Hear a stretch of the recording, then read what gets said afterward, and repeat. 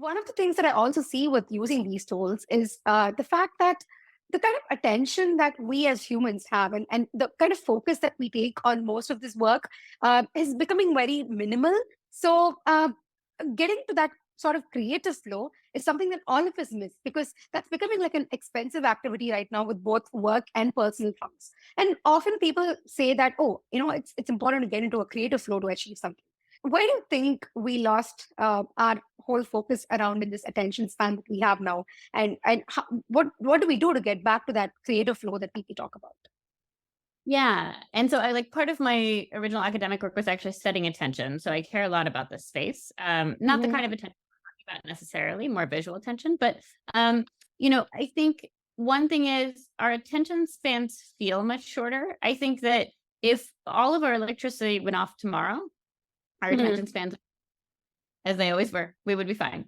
It's rather that we have this stimulus, we have these apps, we have this access to information that we didn't have before. And so, again, computers come around, people start networking the computers, we start to digitize everything in the world that we can, all this information.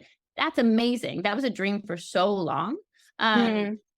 but with that comes a world that we can't actually navigate. We didn't evolve to cope with this. So, without these machines, there's no way I would have access to, something somebody wrote halfway across the world 45 years ago. Like I would never have encountered it. So there's again like a good and bad with that. So like amazing that all this information is accessible or becoming more accessible at least. But we can't cope with it. So I think what happens is people's they feel overwhelmed and we get into this cycle of, wow, that's a lot of information. And then something else comes along, a piece of software to try to help us to either decrease that information. So like Hmm. tweets have those are like a nice example to pull on like very short representations of, instead of a book or a blog post, you can read a tweet. So the information gets smaller so that it's easier to cope with. And then we rely on these algorithms or companies that design the algorithms rather to curate that for us and say like, I can't possibly navigate. The first example of Hmm. that is right? Like Google search starts to put, information in an interesting way together to say, like, give me the world information, but I want what's relevant right now. So as soon as we Hmm. step on that train, we're then, there's advertising models are to blame to some extent, but we're on a train where the objective is smaller amounts of information, highly curated or designed to work for me. And then people like that. So we get into, again, people are like, wow, this is great.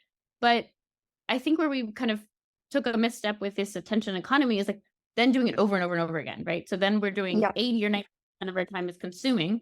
We're never in a creative flow state then, unless, Yeah. you know, part of a creative state is the consumption. You have to consume, you have to talk to people, you have to like workshop these ideas Hmm. or whatever.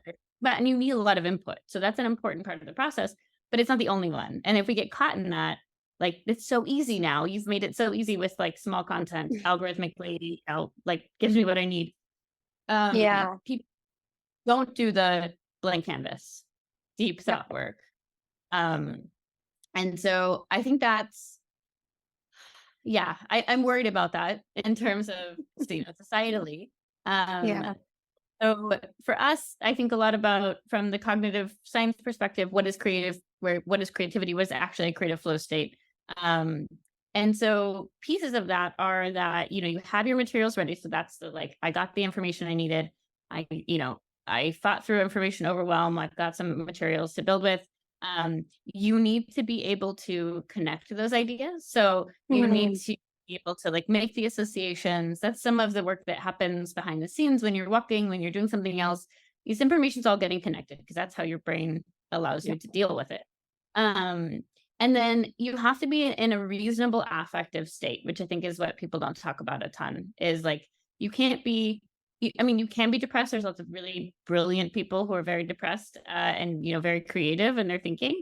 But if you are in a state where your mood is really low, it's not great for your creative flow state. So you kind of want to get yourself into a state where you're not super stressed out about the news. You're not like, you haven't been entrained for 45 minutes down like some rabbit hole somewhere else. And then the last piece is you have to let your mind wander. And so I think the attention economy did us a disservice also because it's Absolutely. keeping us in that hyper focused state. We're not distracted. But we actually need to be more distracted. We need to like let our mind wander around that space to put these things together.